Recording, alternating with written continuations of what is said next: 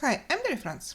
This is Videopad, and let's see today how to do the green screen image in Videopad.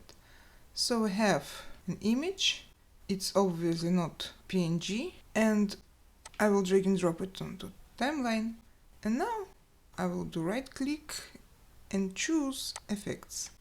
And I will use transparency effect, but before that I will add the mask. And I will select this pillow because I want to remove everything around and to leave the pillow only. So I am masking, adding new points on the lanes. Okay, like that is okay. Now I will mask outside and add transparency effect. It's here. Okay. Opacity, let it be 0, something like that.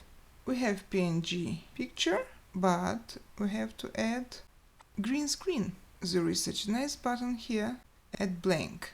I'm clicking on it and I am removing gradient, I don't need it, choosing color. And here you can choose different colors, but for us the green one is okay. Something like that. Okay. Yes. Add blank. We created our background.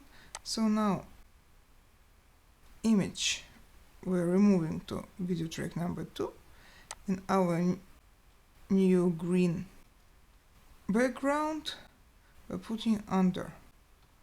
And let's see. It's nice. Thank you. Bye.